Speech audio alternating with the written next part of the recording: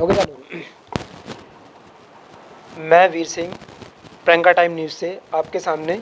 और आज हम एक हापुड़ के छोटे से गांव में, वैट गांव में आए हुए हैं, जो कि हापुड़ के विधानसभा अध्यक्ष और जिला अध्यक्ष बने हुए हैं युवा मोर्चा के, और आज़ाद समाज पार्टी में काफ़ी मेहनत कर रहे हैं।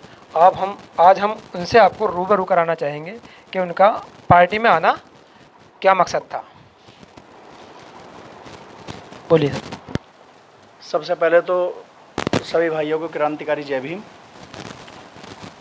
पार्टी में आना, बहुजन समाज पार्टी पर बहुजन समाज पर जो अत्याचार हो रहे हैं इस देश के अंदर, कोई भी आवाज़ उठाने वाला इस देश के अंदर है नहीं।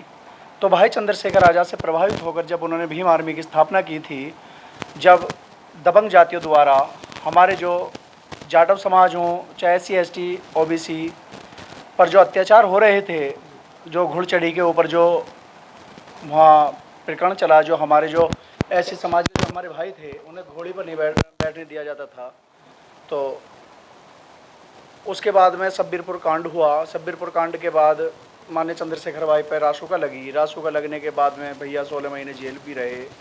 अब उन्होंने आज़ाद समाज पार्टी की स्थापना भी करी है, क्योंकि वो बहुजन समाज के एकमात्र ऐसे शेर हैं पूरे देश के अंदर जो मजबूती के साथ आवाज़ उठाते हैं। इस वजह से हम भीम आर्मी में और आज़ाद समाज पार्टी में हैं, और भाई चंद्रशेखर आज़ाद से प्रभावित हमारे नेता हैं।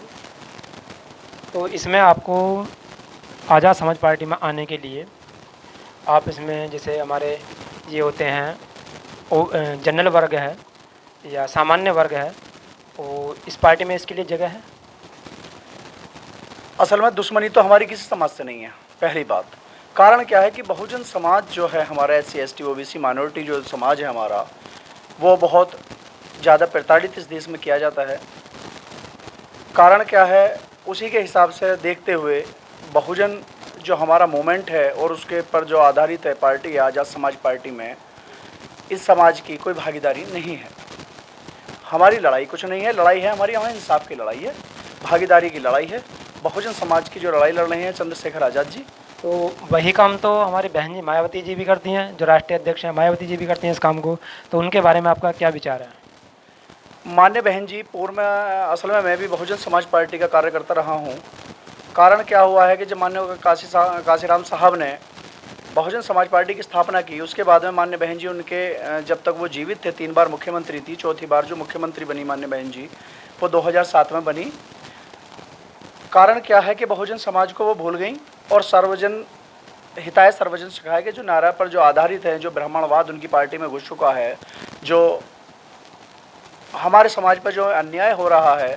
और ये मानो आप 2012 में मान्य बहन जी की सरकार गई थी, उसके बाद में सिर्फ मान्य बहन जी एक सब्बीरपुरा कांड के अलावा वो भी जो चारों तरफ से प्रेशर पड़ा उन पर समाज का, क्या वहाँ गई नहीं। इस वजह से और आज तक एक भी समाज के किसी भी SC ST OBC माइनॉरिटी के किसी भी घर मान्य बहन जी नहीं गई। मान्य बहन जी को कोई नेता नहीं जाता।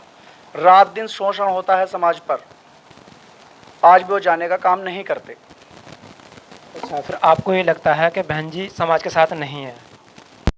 मान्य बहन जी समाज के साथ नहीं है। मान्य बहन जी वहाँ जो टिकटॉक की जो बिक्री होती है, मान्य बहन जी आज भी एक कार्यकर्ता से मिलने के लाखों रुपए लेती हैं।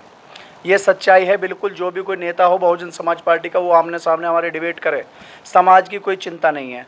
मुस्लिम समाज के भी जो नेता हैं इस पार्टी में सिर्फ दिखावा है, नाम चारक है, सिर्फ मुनीम का काम करते हैं, समाज का कोई काम नहीं करते। एक भी मुस्लिम नेता भी समाज के किसी मुस्लिम समाज के किसी के घर नहीं गया आज तक। और सच्चाई के साथ कहता हूँ, अगर कोई नेता कहता हो तो हमारे सामने डिबेट करें, हमसे बहस करें। चलो, ये तो रही आपकी राजनीति वाली बात, आपने इसके बारे में अच्छा बोला। लेकिन आप ये बताइए, आपका राजनीति में आना क्या कारण था आपका?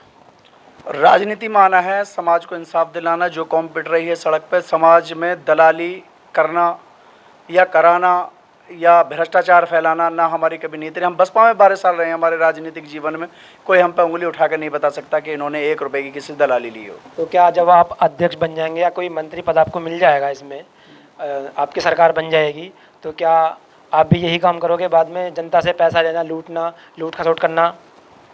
ऐसा बिल्कुल नहीं होगा। असल में कारण क्या है कि हर चीज़ जो ऊपर से जो हमारे क्योंकि सब जो पार्टियां जो होती हैं वो लास्ट टाइम में आके यही सोचती हैं। शुरू में तो वो ये कहती हैं कि हम किसी समाज से पैसा नहीं लेंगे, लेकिन वो बाद में आके क्या सोचती हैं, जब वो पार्टी पद पे बन जाती है, अपने सीएम पद पे बैठ जाते हैं, तो वो पार्टी से जो अपने लोगों से पैसा इकट्ठा करने का शुरू कर देती है। तो क्या चंद्रशेखर इस बारे में अपनी पार्टी से पैसे इकट्ठे करेंगे क्या? नहीं, ऐसा कुछ नहीं होने वाला है। मैं आपको बताना चाहता हूँ, भाई चंद्रशेखर आज़ाद देश के वो नेता हैं आज के टाइम में जो मैन विपक्ष का काम कर रहे हैं। जहाँ सारी पार्टियाँ बीजेपी के डर से, सरकार के डर से, पुलिस प्रशासन के डर से अपने घर में नेता बैठे हैं। चाहे माननीय बहन जी हों, चाहे हमारा मुस्लिम का कोई मुद्दा रहा हो, सीए एनआरसी हो, या हमारा कोई भी मुद्दा रहा है, कोई नहीं बोलता। अखिलेश यादव वो भी घर बैठे हैं चुप। लेकिन माननीय चंद्रशेखर आज़ाद जिन्होंने 90 से ज़्यादा मुकदमे अपनी छाती पर लेकर घूमते, एक भी सुरक्षाकर्मी नहीं दे रखा सरकार ने। लेकिन ये आपका कहना ये है कि और जो पार्टियां हैं वो बीजेपी से डरती हैं। % डरती हैं, एक भी मुद्दे पर नहीं बोलती कोई सी पार्टी। चाहे वो समाजवादी पार्टी हो, उनके सबसे बड़े नेता आदरणीय आजम खान साहब हैं, वो जेल में बंद हैं, आवाज़ उठाने का ये काम नहीं करते। चंद्रशेखर आज़ाद देश की वो पहचान है, भीम आर्मी का कार्यकर्ता हो चाहे आज़ाद समाज पार्टी का कार्यकर्ता हो, वो अन्याय के खिलाफ लड़ेगा। और जितना भी यूथ आज इकट्ठा हो रहा है इस देश का, वो भाई चंद्रशेखर आज़ाद से इतना प्रभावित है। उस इंसान से, वो नेता जो सदियों में पैदा होते हैं, जो समाज को जागरूक करने का काम कर रहा है, एक भी सुरक्षाकर्मी जिसके पास नहीं हो, कौम की दलाली करने नहीं आया, वो भाई हमारे चंद्रशेखर आज़ाद हमारे नेता, वो बहुजन समाज को इंसाफ दिलाने के लिए आए हैं।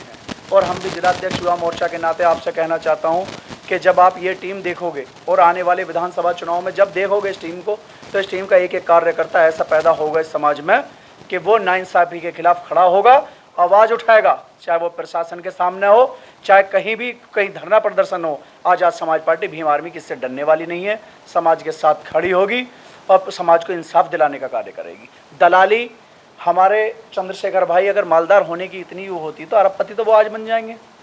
लेकिन बात पैसा कमाने की नहीं, वो जो समाज हमारा पिट रहा है ना, हमारे लिए अरबों रुपये, वो समाज है जिसे हम इंसाफ दिलाएं बस। यानी कि आपको कोई पैसे की कोई लालसा नहीं है आपके मन में, ना है आपके पास में कोई, इनके पास में कोई पैसे की लालसा नहीं है। ये चाहते हैं कि हम अपने समाज का उद्धार करें।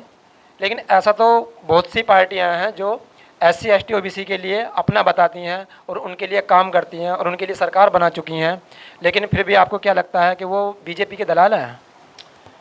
बीजेपी के दलाल भी आपने देखा होगा, बिहार के अंदर ज्योति पासवान नाम की हमारे समाज की बहन थी, उसका रेप हो गया था। चाहे तो वहाँ तुम्हारे बड़े नेता रहे हों, चाहे मतलब नीतीश कुमार हों, चाहे वो तुम्हारे पासवान रामविलास पासवान हो, एक भी इंसान ने जो दलितों के नेता बनते हैं ना, चाहे रामदास अठवाले हों, एक ने भी आवाज़ उठाने का काम नहीं किया। भाई चंद्रशेखर आज़ाद बिहार की धरती पर गए और उसे इंसाफ दिलाने का, अपनी बहन को इंसाफ दिलाने का काम किया।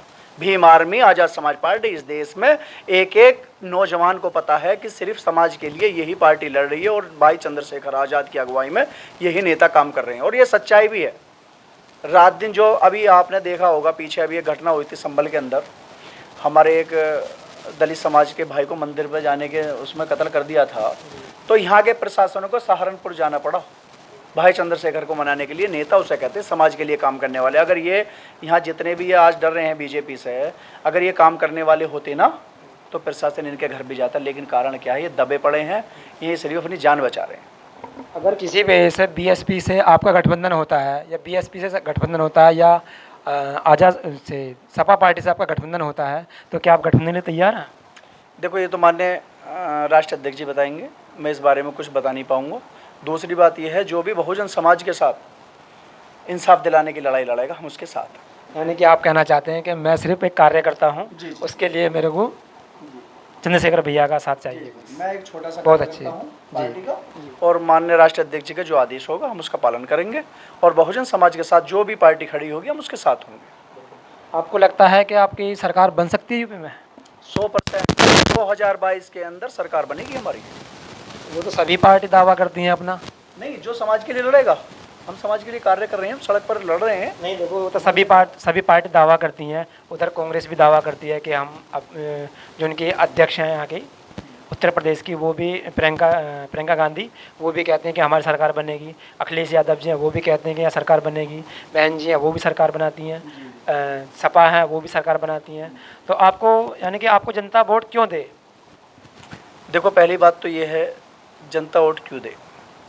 जनता वोट देगी, हम समाज में उनका बेटा, उनका भाई बनकर काम करेंगे, उनकी सेवा करेंगे।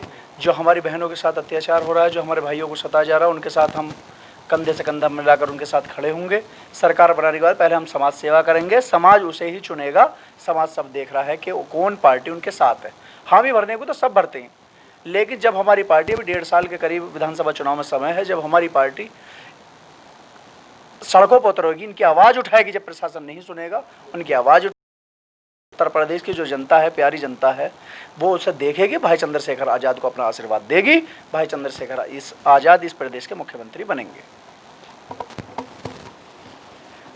आपने अभी देखा यहाँ पे चंद्रशेखर आज़ाद की पार्टी बनाने की बात और पूरे उत्तर प्रदेश में मुख्यमंत्री की बात चल रही है। आप ये देख सकते हैं, अभी थोड़ा यहाँ पर मैं इनसे भी कुछ 1-2 सवाल हो रहा है जो मैं अभी आपसे इनसे पूछना चाहता हूँ।